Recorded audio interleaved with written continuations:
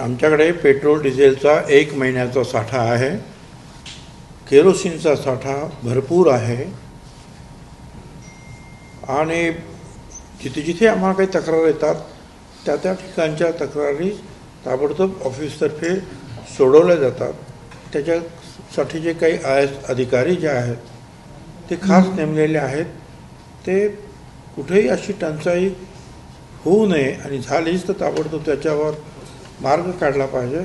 यासाठी ते IAS officers आणि त्यांचे सहकारी संपूर्ण एक ऑफिस ठेवलेलं आहे, ते काम करत आहे. त्याच्यामध्ये केरोसिनच्या बाबतीमध्ये मला पुन्हा सांगायचं आहे की केरोसिन आमच्याकडे जवळजवळ 4,500 किलो लिटर आहे.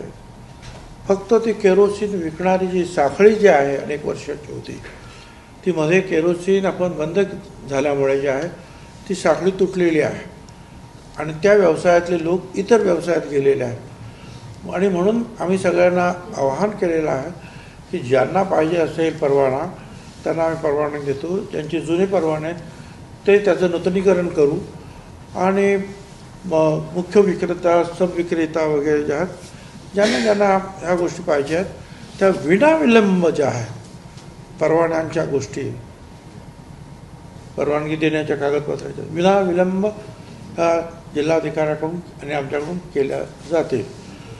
आता ही आपल्याला सगळ्यांना कल्पना आहे की हा प्रश्न जो आहे हा मुळात जागतिक प्रश्न आहे.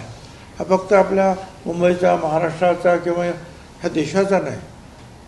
तर ही जी काही इराण, अमेरिका आणि ह्या सगळ्या ज्या गोष्टी चाललेल्या आहेत, होर्मुझची खाडी वगैरे, आणि तिथून सगळ्या जगालाच हा जो आहे हा पुरवठा जो आहे कमी जास्त प्रमाणात होतो. आणि त्यामुळे युरोपपासून तर जपानपर्यंत अक्षरशः अमेरिकेमध्ये सुद्धा त्याचे भाव वाढलेले आहेत डिझेल पेट्रोलचे. तर या अशा रीतीने एक हा जागतिक प्रश्न आहे. तरीसुद्धा या सगळ्या पार्श्वभूमीवर सन्माननीय मोदी साहेबांनी जे आहे नवीन अनेक देश जे आहेत ते धुंडाळलेले आहेत आणि त्यांच्याकडून आपल्याला डिझेल पेट्रोलचं आवक कशी होईल त्यासाठी प्रयत्न करतो. थोडी अडचण जगाची असेल, मोठी अडचण, त्याच्यात थोडी अडचण होऊ शकते, नाही असं नाही. पण मला असं वाटतं की इतर देशांच्या मानाने अतिशय चांगली परिस्थिती आज तरी आपल्या देशामध्ये आहे.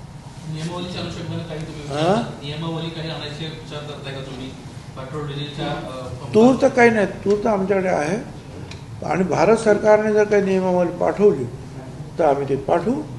आणि तुम्हाला मी सांगितलं की PNG गॅस जो आहे, पाईपद्वारे गॅस, जिथे जिथे पाईपलाईन गेलेले आहे तिथे तिथे त्यांनी जून 30च्या अगोदर जे आहे अर्ज करायचा आहे.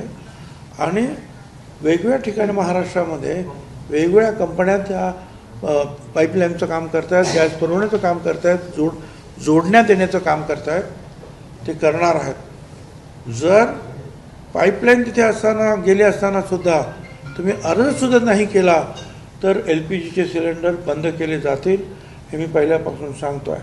तुम्ही अर्ज करा, कदाचित काम नाही झालं पण तुमचा अर्ज आहे तिथे, त्यामुळे तुम्हाला ते LPG सिलेंडर मिळत राहील. पण पाईपलाईनचं जाईल नंतर काम पूर्ण झाल्यानंतर बंद होईल. पण तुम्ही त्याच्याकडे दुर्लक्ष केलं आणि अर्जसुद्धा नाही केला. तुम्हाला पुन्हा एकदा सगळ्यांना सचेत करायचं आहे की तुम्ही अर्ज करा. जिथे जिथे पाईपलाईन्स गेलेल्या आहेत, गॅसच्या पाईपलाईन्स, त्या ठिकाणी 30 जानेवारी 30 जूनच्या अगोदर आणि आपला क्लेम ठेवा. म्हणजे काल शरद पवार साहेबांनी मोदी साहेबांचं कौतुक केलं, त्यामुळे संजय राऊत जरा नाराज झाले. ते म्हणतात की महाविकास आघाडीतल्या आमचा तरी पक्षाचं असं काही मत नाहीये की मोदी साहेब ही सिच्युएशन चांगल्या पद्धतीने हँडल करतात. असं आहे की आदरणीय पवार साहेबांचं चांगल्याला चांगलं ते म्हणतात, कौतुक करतात. ते आजची काही एकच गोष्ट नाही, अनेक वेळेला मोदी साहेब अनेक वेळेला जे आहेत, स्वतः मोदी साहेबांनी सांगितलं की राजकारणामध्ये ते माझे मार्गदर्शक राहिलेले आहेत. ज्या वेळेला पवार साहेब कृषीमंत्री होते आणि ते विरोधात होते मुख्यमंत्री गुजरातचे, पवार साहेबांनी स्वतः तिथे जाऊन ते कुठल्या पक्षाचा हा विचार कधी केला नाही आणि कृषीच्या माध्यमातून गुजरातची उन्नती कशी होईल त्यासाठीच सहकार्य केलं, त्यांना मार्गदर्शन केलं. त्यामुळे पवारसाहेबांचं काम करण्याची पद्धती वेगळी आहे. ते एक विरोधी पक्षाच्या याला विरोधी पक्ष म्हणून समजतात, शत्रू पक्ष म्हणून समजत नाही. परंतु याचा प्रश्न आहे की शरद पवारांची भूमिका ही दुहेरी वाटते का? कारण की अजिबात नाही. ज्या वेळेला राष्ट्रीय प्रश्न निर्माण होतात आणि योग्य रीतीनं हाताळणी त्याचे होते असं त्यांना दिसलं, त्या वेळेला त्यांच्याबरोबर ते उभे राहतात. परंतु राहुल गांधी एकीकडे भाजपच्या विरोधात लढत आहेत. असं तो प्रत्येकाचा जो आहे ना विचार करण्याचा मुद्दा वेगळा आहे आणि लोकशाहीमध्ये प्रत्येकाला बोलण्याचा अधिकार आहे.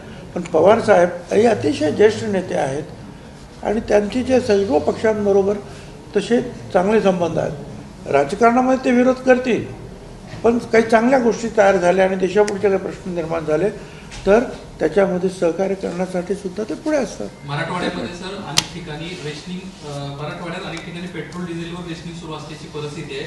मोजकच डिझेल देत आहेत. असं आहे की मराठवाड्याचा एखादा कुठला तुम्ही जिल्हा तालुका काही सांगितलं तुम्ही जनरल स्टेटमेंट आपल्या देशामध्ये हे असं नाही करणार. कुठे झालं असेल तर कुठे झालं असेल तर त्या ताबडतोब आता आम्ही मंत्रालयात जाऊन त्याची चौकशी करतो. सर एक प्रश्न आहे की आज आता हा पक्षप्रवेश झालाय, सुनील तटकरे साहेब आले नाही, काही कामामध्ये असतील. आता आम्ही आहोत ना, हा पक्ष जेव्हा निर्माण झाला राष्ट्रवादी काँग्रेस पक्ष, तर पवारसाहेबांच्या खांद्याला खांद्याला छगन भुजबळ होते का नाही स्थापनेपासून. त्यामुळे ती ज्येष्ठता जी आहे ती आहे. त्यामुळे तर त्यांनी सांगितलं ज्येष्ठ नेते म्हणतात सगळं. काय हरकत आहे? पक्ष निर्माणच झाला या शेजारच्या A10मध्ये A10मध्ये. हे जन्मस्थान आमच्या पक्षाचं. घटना तिथेच लिहिली गेली, झेंडा तिथेच तयार केला गेला, चिन्ह सुद्धा तिथेच तयार केलं गेलं, 1000 ॲफिडेव्हिट्स ते सुद्धा तिथेच तयार केले. शेजारीच आहे तुम्हाला A10. आणि हल्ला सुद्धा तिथेच माझ्यावर झाला. वाचलो ही गोष्ट. ह्यालाच जोडून प्रश्न आहे. खरं तर राष्ट्रीय कार्यकारिणीची जी लिस्ट आली आहे त्याच्यामध्ये प्रफुल्ल पटेल, सुनील तटकरे यांचं पद नाही. आता ते नाराज आहेत का पक्षात? त्याचमुळे ते पक्षाच्या वेगवेगळ्या बैठकांना किंवा कार्यक्रमांना आताच जे आहेत ना सुनील तटकरेचे आणि आम्ही 1.5-2 तास आताच आम्ही जे सुनेत्राताई, पार्थदादा वगैरे जे त्यांच्याबरोबर बसलेलो होतो, चर्चा चालू होते. तुम्ही कशाला पेटवी करता? परंतु सुनील तटकरे, प्रफुल्ल पटेल शरद पवारांना भेटतात त्यावेळेस मात्र एकीकडे समजा डिझेल पेट्रोल कमी आहे, दुसरीकडे भोंदू बाबा खराच्या आग्रहाखातर सुनील तटकरे यांनी माणिकराव कोकाटे यांचं खातं काढून घेण्यास अजित पवारांना भाग पाडल्याचं वक्तव्य उदयकुमार आहिर यांनी केले. कसं वाटायचं? तर ते फार चुकीचं आहे. असं काही नाही. आणि सुनील तटकरे हे सुद्धा एक मॅच्युअर्ड नेते, अध्यक्ष राहिलेले आहेत कित्येक वर्ष आमच्या पक्षाचे. हे जे आहे फार चुकीचं स्टेटमेंट आहे. ते जे काही केलं ना तर कोण तो बाबा आणि त्या बाबाच्या सांगण्यावरून, हे बाबाच्या सांगण्यावरून असं काही राजकारणामध्ये आम्ही काही करत नाही, तेही काही करत नाही आणि संपूर्णपणे चुकीचं आहे. आता कोकाट्यांच्या बाबतीमध्ये जो काही निर्णय काय त्या गोष्टी झाल्या असतील तर आमचे जे अध्यक्ष असतात ते आमच्या बाबतीत, यांच्या बाबतीत, त्यांच्या बाबतीत, कोकाट्याच्या बाबतीत, अजितदादा, आता सुनेत्राताई ते निर्णय घेत असतात. त्याच्यामध्ये कोणीतरी असं करून कोणाचं तरी काहीतरी अतिशय थोडक्यात मी सांग अतिशय बालिश स्टेटमेंट आहे. स्थानिक स्वराज्य संस्थांच्या निवडणुका जाहीर झाल्या, मात्र स्थानिक स्वराज्य संस्थांच्या निवडणुका जाहीर झाल्या, मात्र अनेक ठिकाणी अजूनही जिल्हा परिषदेच्या निवडणुका पार पडलेल्या नाही. असं असताना त्या ठिकाणची निवडणूक घेणं योग्य आहे. आता नियम जर असेल तिथे की 75% मतदार आहेत तर त्या जिल्ह्यामध्ये निवडणुका घ्या. त्याच्यामुळे काही ठिकाणी जिल्हा परिषदेच्या जरी निवडणुका नाही झाल्या तर त्या भागामध्ये इतर बाकीचे जे काही मतदार असतील, मग महानगरपालिकेचे असतील, नगर परिषदांचे असतील, हे जे आहे ते 75% जर असतील तर त्यांच्या निवडणुका होणार. त्याप्रमाणे त्या लागलेले आहेत आणि त्याची चर्चा जी आहे ती सुरू झालेली आहे. चंद्रशेखरजी बावनकुळे हे देवगिरीवर आलेले होते. त्यांनी सुनेत्राताई, पार्थ दादा, जय, सुनील तटकरेजी, मी स्वतः तिथे होतो. आणि या बाबतीमध्ये कुठे कुठे आपल्याला लढता येईल, काय करता येईल याच्याबद्दल चर्चा सुरू झालेली आहे. तर पक्षात